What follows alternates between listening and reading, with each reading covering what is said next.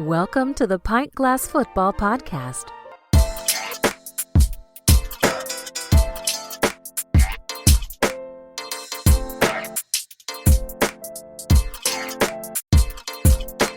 We are excited to be joined today by Phillip Slavin, the host of the Ten12 Podcast and the owner of the Ten12 Podcast Network, where they cover the Big 12 Conference from every angle. They keep fans dialed in year-round. Phillip, great to have you on the show. Fellas, thanks for having me. I appreciate the invite. It is always nice to get to go join someone else's show and just talk and not have to worry about all the other stuff behind the scenes. So happy to be here. Yeah, absolutely, man. Well, I want to jump in. There's a lot going on in this conference. Obviously, a lot of teams to get to. We'll try to cover as much of it as we can. But I want to start with some recent news here, Phil, because recently we saw in the news that the Big 12 had turned down Memphis. Obviously, Memphis trying to join that conference, offered a large amount of money to join the conference. The Big 12 said no thanks. Do you think this is a move where the Big 12 playing the long game here? Because I'm kind of reading between the lines here, Phillip, that maybe they could potentially be holding out for adding ACC schools, possibly a Duke, a Virginia Tech, schools like that, if that conference is to collapse, like a lot of the rumors we're starting to hear now. I mean, I think that's probably a piece of it. You see people post things about who's talking to who and who's saying what to who. And it wouldn't shock me if people in the Big 12 are talking to different schools in the ACC so that they know their options and know where things stand on a constant basis, because this stuff changes so quickly. You need to know what options are let me change that, when the proverbial shit hits the fan. And so that's probably one part of it. But I think honestly, we talked about this on episode 600. I honestly think it's a bigger thing if you've just added 8 new schools over the last 2 years. We got to get settled here. I think these new programs are still working to find their footing. Corner 4 from the Pac-12 have been here for 1 year. The AAC and BYU editions have been here for 2 years. Most of them are having varied levels of success across all sports, not just, this is a football show, but across all sports: basketball, football, softball, baseball, track, all of them. And so you're still in the getting to know you phase. And I don't know that we can talk about, Memphis offering all this money from these sponsors. Hey, you can kick us out if we don't bring value, but that never happens. So that's one of those offers of but it's not a real thing. If we were to invite you, we're not going to kick you out. I just think their timing was poor. If you were that desperate to get into a power conference, you should have been offering all of that stuff 3 years ago. With the day that OU and Texas announced they were leaving, Memphis should have been going hey, we'll offer you this deal. But they offered the SMU deal. It's not even like it was that original of an idea. And SMU did it at a time where ACC needed to make some moves to provide some stability. SMU played it right. Memphis is coming in here hey, you know what? What they do is pretty good. Why don't we do that a year later to a conference that's already set at 16 teams? I'll tell you from a fan standpoint, I love all the teams in the Big 12 conference. I live 2 hours from Memphis. Selfishly, I'd love to have a Big 12 team 2 hours from my house. But the timing was terrible on their part. I don't think at this point, if you're the Big 12, you're already at 16 teams. You're already huge. If you're going to expand again, you're not it's the same way. They weren't going to just add more teams, but they pulled in 4 teams from a power conference that helped destabilize it and stabilize the Big 12 by adding the corner 4. If the Pac-12 hadn't been falling apart, I think we're still sitting here at 12 teams. Agreed. And so I don't think they're going to add more unless you're pulling current Power 4 schools that guarantee that either they further stabilize you and destabilize someone else to put you in a better positioning, or because ESPN or Fox or NBC or TNT comes and goes, if you add those teams, we're going to give you more money. And you go, okay. So let's jump into this football season here. What's one storyline that you think is really flying under the radar that could maybe define the 2025 season in the Big 12? I think people are just beginning to touch on it. And I've got an episode dropping. I'll plug my own show here. Thursday, we'll see when I get it up, called Year of the Quarterback, because this is the year of the quarterback in the Big 12. Last year was the year of the running back, and the Big 12, the best player in the Big 12 was a running back we didn't even pick. Didn't talk about much when we were previewing last season and all the incredible running backs that were in the Big 12. It's the year of the quarterback this year. If you look at a lot of rankings that are coming out as the season gets closer and closer and closer, you're seeing a lot of Big 12 quarterbacks' names on these top quarterbacks in the country list, on these top players in the country list. You have people talking about Sam Leavitt at Arizona State. and what the step forward that everybody expects from him, along with, arguably the best receiver in the Big 12, Jordan Tyson, and what he's got to throw to. Sawyer Robertson, I think, is going to be phenomenal. I mean, you saw a guy who finally got the starting spot last year. They finally figured out it was him. He thrived. And now he's going to come back with most of his offense after a year of offseason of being the guy and continuing to build those relationships. You look at TCU and Josh Hoover. Like, there's a guy that's flying under the radar. I know what it's talking about. He was good for TCU in his first year. You have a lot of guys that are coming back as quarterbacks in the Big 12. Rocco Becht, Avery Johnson. He was all big, and everyone's like, well, he kind of disappointed. I got Brennan Sorsby at Cincinnati. If it wasn't for the fact that Scott Satterfield was his head coach, I'd be all over Brennan Sorsby. But unfortunately, he's got a head coach who's going to cost them 2 or 3 games next season, and every season that he's there. This is the year of the quarterback for the Big 12. There's a bunch of quarterbacks returning. There's a bunch of good quarterbacks in this conference. I think it's the deepest. It may not be the best top tier quarterbacks like we've seen in the past with your Baker Mayfields and your Patrick Mahomes and your Brandon Weeds. I don't know if the top of it is up to that level, but the depth of the quarterbacks in the Big 12, this is going to be a 5, 6, 7 guy race for QB1 in this conference this year. And as much as I love running backs, and I do, running backs don't move the needle nationally as far as credibility as well as quarterbacks do. You got the best running back, one of the best running backs in the country. Great. Awesome. You've got one of the best quarterbacks in the country. We're going to talk about you a lot more. We're going to put a lot more credit on you because it's a quarterback. So I think for the Big 12, the crop of quarterbacks they have, the depth of them, the talent that there is there, I think is setting the Big 12 up to be a better conference top to bottom than it was last year, and to get the national recognition that they deserve for it. You talk about Sam Leavitt, and right now you have, I believe it's 3 or 4 teams. I believe it's 3 teams that are in the early on coaches poll top 25. Was it Kansas State, Iowa State, and obviously Arizona State at number 11. I think is BYU still in there? Yeah, BYU's in there. Yeah, BYU's I think 23 or 22. They're right next to Kansas State if I'm not mistaken. I don't know. Yeah, right now BYU's at 23, Iowa State's at 21. So it's 4. Kansas State's at 20, and then you have Arizona State at 11. So if Texas Tech at 24. Texas Tech. So Texas Tech, BYU. Sorry. Yeah, no, you're good. You're good because I haven't looked at it in a while. Arizona State 11, Kansas State 20, Iowa State 21, BYU 23, Texas Tech 24. Right, and we all know that'll change, but the team that everybody's going to focus on the most that can move is obviously going to be Arizona State and that team. But what are you looking at Arizona State in terms of where you think what type of, I don't want to say jump, but how competitive can they be to stay right in that sweet spot to make the playoffs? So before I can speak on Arizona State first, because oftentimes what we do is we talk about the teams in particular, right? Why this team's going to be good, why this team's going to be good, why this team's going to be good. And we forget the narrative of the Big 12 conference. And you have to apply the narrative of the Big 12 conference before we get to the specifics on each team, because the Big 12 conference is the most fun, exciting, unpredictable, volatile conference in college football, because there's not that much that separates team 1 from team 16. You look at all the Vegas numbers. There's no conference where top to bottom is as close. And no, the top is not as good as the SEC and the Big Ten. I'm not going to sit here and pretend like the best team in the Big 12 is on par with the best team in the SEC and Big Ten. But the bottom is a hell of a lot better.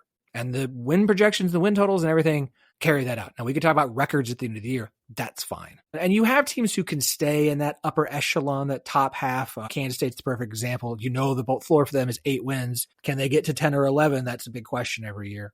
And so you have to take that lens of, since the Big 12 title game came back in 2017, Oklahoma is the only team to make it there in back-to-back years. And that was at their peak for the first 3 years.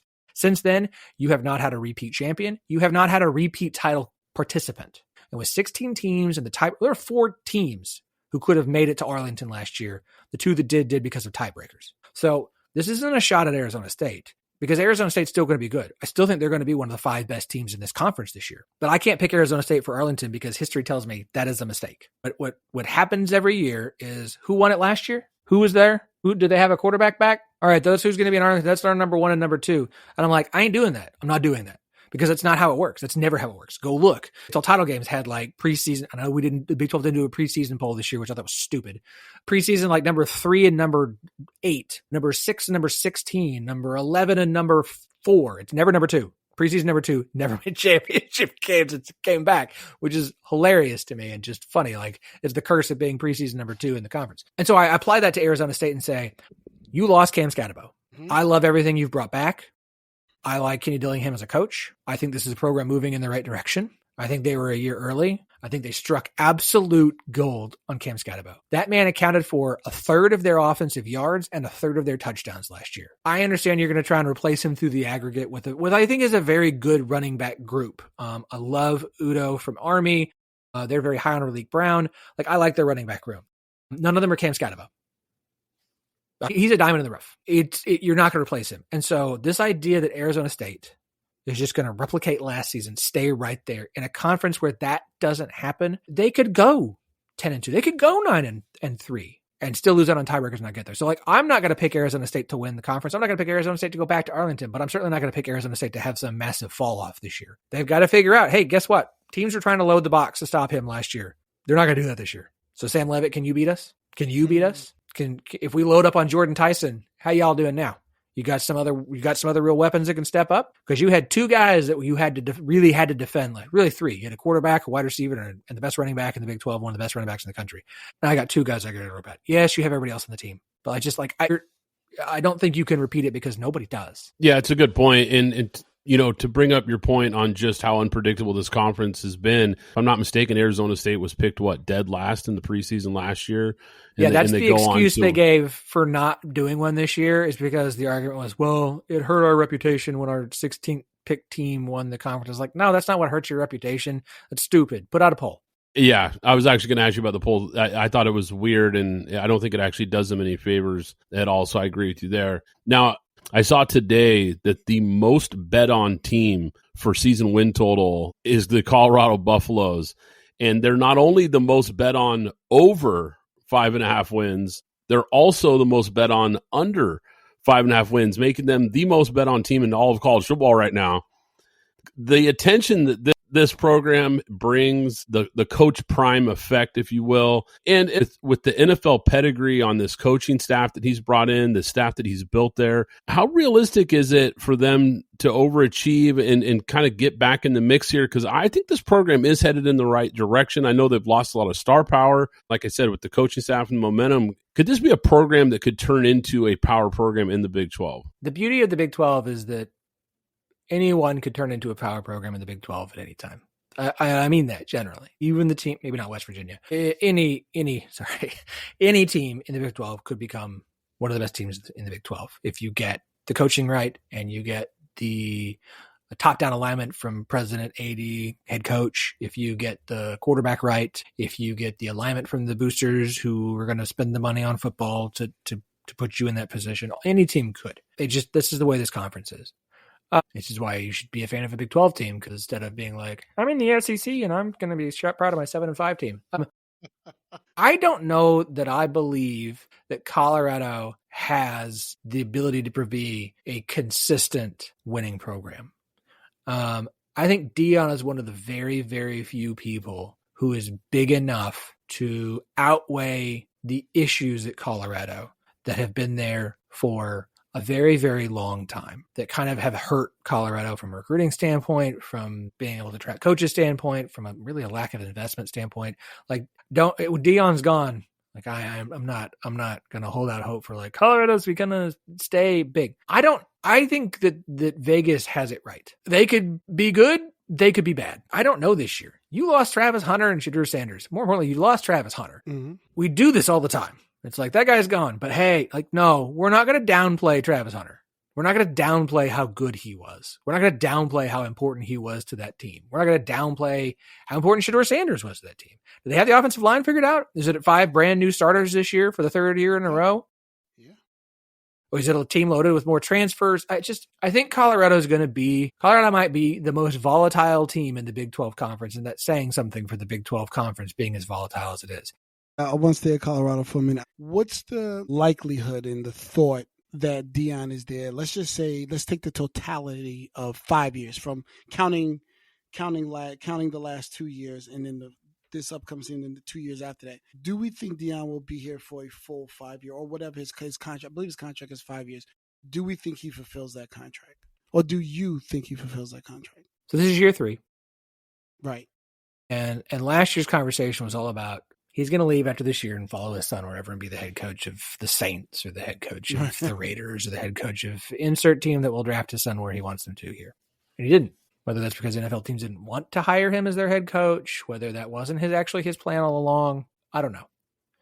I don't think anyone really knows what Deion's plan is. I can make a prediction based off of just reading where things are right now. Don't hold my feet to the fire on it because I'm probably wrong. I wonder if now that his son is gone and he's dealt with the cancer scare that he's dealt with, what are his aspirations? Because the whole thing was like, he's just coming in here, he's going to get his son drafted and it's going to be well. Well, his son didn't get drafted very high because they picked terrible management. Mm-hmm. I kind of wonder if Deion and Colorado are going to be together for a while. Because what's the big job that's going to hire him away right now? Well, listen, as a Florida fan, if our coach doesn't get it done, I would think they would come knocking, but that's in Florida that is, but that's based off of what? Would Florida fans be sitting here being like, we need Deion? He's the guy that's going to come in here and fix this. The guy who went 13-12 plus whatever happens this year at Colorado with his son. And you know how the process is with us. You're going to get this, and you know how all of that works. Yeah. No, I get all that. When you have a health scare like that, and even if he's back to 100%, like, you're not going to be healthier than you were before the cancer. Like, he's 57 years old, and we see guys coach for longer than that, into their 60s and 70s and so on and so forth. But like, does he want to do this forever? I don't know what his long-term plan is. If you'd asked me before last year, he would be gone at Colorado by the end of last year or the end of this coming year. You ask me now, this might be a lot longer of a relationship than anybody actually thought it was going to be when he was announced as the head coach. So I want to shift gears here. Two-part question. We talked about some teams in the Big 12 that are in that top 25 range that people are looking at. There's a team that we didn't mention that I think is maybe quietly one of the most dangerous dark horses in the Big 12 this year, and I'm curious your thought. I'm looking at Baylor, and like I said, two-part question here. So not just them being a potential dark horse, but how big would a win over Auburn in week 1 be just for the national perception of this conference? Big, because Auburn's overrated. But it's an SEC team that everyone's like, this is it for Hugh. He's got to do it this year. SMU is overrated. They lost a bunch of guys last year, and congratulations on making it to the ACC championship game. Blah, blah, blah, blah, blah, blah. I'm pretty high on Baylor this year. I'll let you know now. My Big 12 title game pick is Baylor versus Texas Tech in Arlington. One reason is I don't think we're going to get very many rematches just because of the tiebreakers and 16 teams. I'm high on Baylor. I really like Sawyer Robertson. I really like Bryson Washington. And I really think they have the potential to be a good football team this year. The biggest question is their secondary. It has been for a few years now. And if that's, good enough, I think, and they have a very difficult schedule, mind you, but they have the kind of schedule that even if they can just make it to Arlington, they're in the playoff. They have that kind of schedule because they're going to play SMU, because they're going to play Auburn. Unless those two teams just completely fall on their face and go like 4-8 each, you're going to have a very good non-conference resume, and you're going to have a good conference resume. I really like Baylor. They've got Arlington written all over them for me. And because they have Auburn, and mind you, Baylor leaves the state of Texas 3 times all season. Once is to go to Stillwater, once is to go to Arizona, once to go to Cincinnati. Otherwise, 9 games in the state of Texas. You get Auburn home, SMU, and I look at this year and go, this sets up really well for Baylor to get a team that people seem to think is going to be good in Auburn, and I don't think it's going to be that good. A team people are going to think is good in SMU because of what they did last year. I don't think they're going to be as good as last year. And then you're going to have some good teams in the Big 12 you've got to face off with. It sets up for a schedule where you're going to get, if you start off 3-0, like I think they actually will, you get some really, really positive vibes and positive narrative coming out the gate for Baylor, which is going to set them up along with some other teams that people are already high on to be, okay, we got a really good Big 12 this year. We've got a Big 12 race that may include Texas Tech, who's going to go 3-0 because that non-conference is a joke. Potentially Kansas State, Iowa State, if they can beat Iowa again. Arizona State's non-conference isn't, they got Mississippi State. Okay, cool. But like, there's a lot of Big 12 teams that should start 3-0 in non-conference. And if Baylor does, it's going to boost the entire Big 12. So, to follow up on Brad's question, because I was looking at Baylor, stole a little bit of my thunder there, Brad, as usual, we're in sync. The main thing about Baylor is, and I look at this with a lot of the lower tier teams where people are not high on, like you say, the Big 10 or the Big 12 or the the upper echelon teams is when you get to that junior year and you're returning all of these juniors and seniors there. There's cohesion, there's camaraderie, and I always talk about a team like Wisconsin, like every 3 years, they're going to be a problem because those teams stay together and they don't have a lot of transfers coming in or a lot of people leaving. They're very consistent year to year, and I'm looking at Baylor as that right now. They did bring in, I think about the most they brought in was mainly, I think 4 transfers, and I think they're juniors and seniors on the defensive side, right? For the most part. The only transfer that's coming in that's a projected starter is a senior, Kobe Prentice, a wide receiver. Other than that, every single player on the offense is a returning junior or senior. And as you mentioned, Bryson Washington, who's a sophomore, right? So there's a lot of cohesion there. There's a lot of consistency. And those are the teams that I look at where they say, you got to watch that team because they know everything. They're in sync. They've been in practice together for 3 years. So when we hit the field, we'll hit the field running, and I'll just use Colorado since we just talked about it, as opposed to a team that has a lot of transfers coming in, and you're trying to, and I'm not hating on basketball, but when you're just trying to plug and play a lot of players, and you can't really play a lot of just street ball, you have to have that cohesion practice. They've been doing that for 3 years. So to Brad's point in the Baylor is the team that I look at. They may make some noise. They're going to be a problem, regardless of what people may think about them. I think the biggest thing kind of holding Baylor back from a national standpoint is just the schedule. You open against Auburn, you go to SMU, week 4 is against Arizona State, week 6 is versus Kansas State. You got to go to TCU, who people are kind of like sneaky high on. It's a tough schedule, especially early on. Like I said, you go to Stillwater, who knows what they're going to be. You get Utah, and I think Utah is going to actually be good this year. They have a tough schedule. And so I think that's what's kind of holding some people back is they just want to, like, what do you look like against Auburn? What do they do against Auburn in week 1? Did they come out and beat Auburn? Did they come out and smack Auburn around? I do think this is a good roster. I think people are just concerned about the difficulty. And it is a tough schedule. But like I said, it's one of those tough schedules that is going to behoove them, assuming things go the way everyone thinks they will, which they never do in the Big 12. Strength of schedule conversations are lots of fun in the Big 12. And then in week 1, throw them up, toss them in the fire because they don't mean anything. But you've got Auburn, SMU, Arizona State, Kansas State, TCU, Utah. Like, it's a potentially tough schedule for them. But I think they can handle it. So I want to shift to a team that you mentioned briefly, Texas Tech. This is a fascinating team because they invested heavily in the transfer portal. But we've seen some teams across the country do this recently where they bring in a big transfer portal class, a lot of 4- and 5-star type guys, and a lot of hype, and then it doesn't seem to come to fruition a lot of times. Why is it going to be different for Texas Tech? Because it sounds like you believe in this team. So why are you buying into Texas Tech and what they've been able to do this offseason going into 2025? So a couple of things. People kind of talk about Texas Tech like they're not, they talk all the time, but they haven't really broken through. They haven't really done anything. Joey McGuire has done a phenomenal job at Texas Tech. He's got a winning record. First of all, he's 23-16 overall. He's got 3 straight winning seasons in conference play. He's 16-11 in conference play. That's not something that happens much at Texas Tech. It's just not. I know that for people, it's kind of like having a 7-win season at Rice is not the same as having a 7-win season at other places, right? What he's done at Texas Tech is actually very impressive.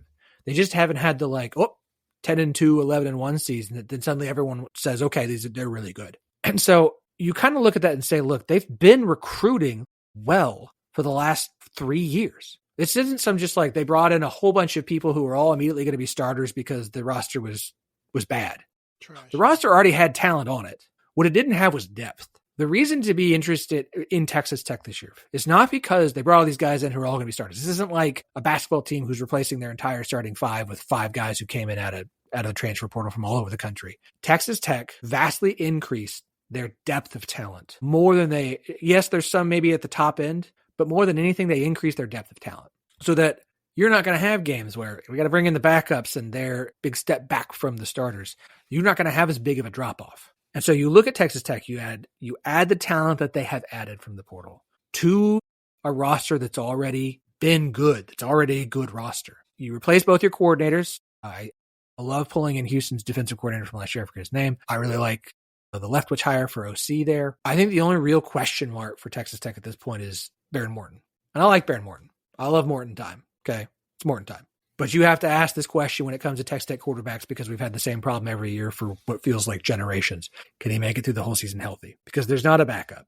Like there are backup quarterbacks on the roster, but like you didn't spend a little money on a quarterback.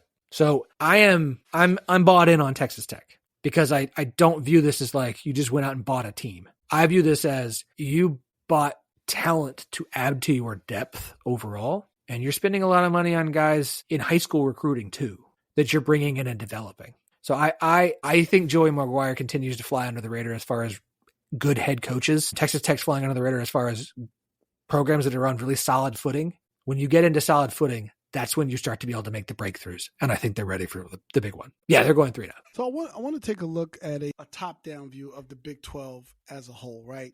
Everything has changed, right? Before it was the Wild Wild West. Now it looks like everything's kind of being reined in a little bit. Everybody's kind of working with this salary cap, and I use air quotes on purpose. And obviously, once you get past what like you talked about earlier, what the SEC is doing, what the Big 10 is doing, looking at it from a top-down view of the Big 12, with the changes to, I guess, this salary cap, and now for the most part, every team is going to be having an football GM, air quotes again. How do you look at that for the Big 12 as a whole, from transfers and then as well as overall recruiting that may be different from years past? Texas Tech is a good way to kind of piggyback into this conversation of now that spending is legal, teams that have the money to do it are able to do it, right? It's not going to be a full level playing field kind of thing.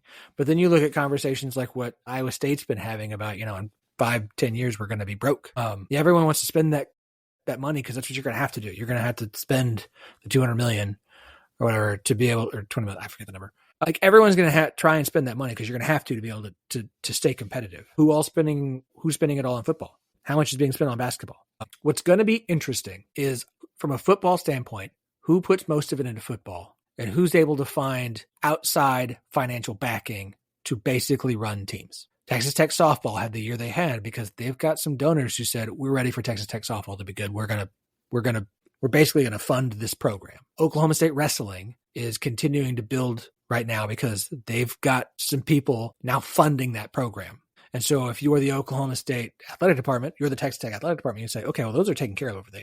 There are other sports that we can get some donors who will come in and basically fund and so that we can shift more of this money that we have internally towards football. And so that's where it's going to be interesting is what percentage are you spending on football versus your other sports? Like Kansas is going to spend buku, and Houston, they're going to spend a ton of it on basketball. Like men's basketball is too important to those universities at this point not to.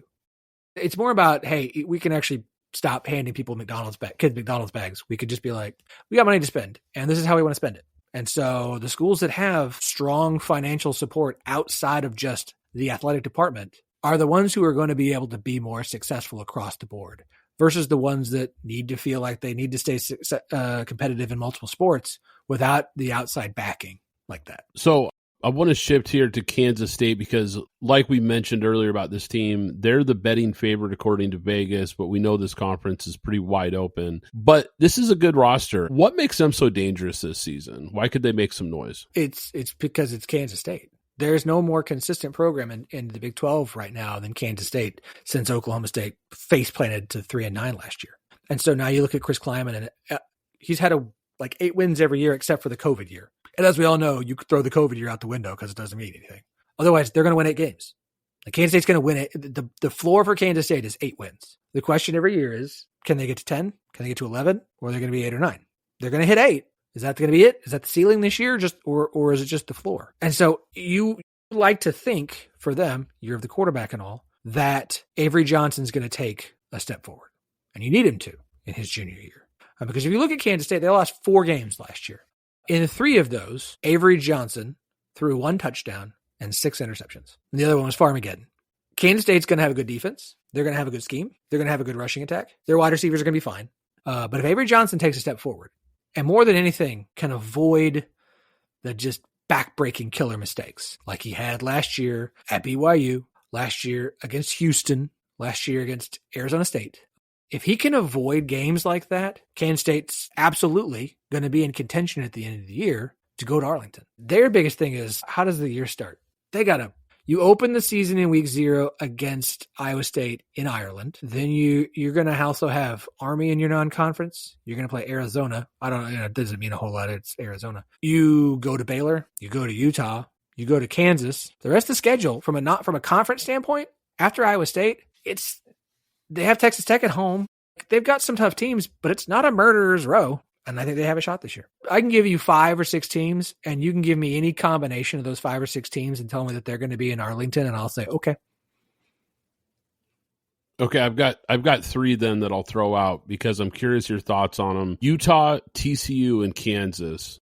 Because these are teams that I think are flying under the radar a little bit, that have enough talent that could make a run possibly. Of that group, and we already talked about Baylor as kind of a dark horse that clearly you like as well. So I'll leave them aside. But of that other group I mentioned, who are you circling? And I'm glad you asked that question, Brad.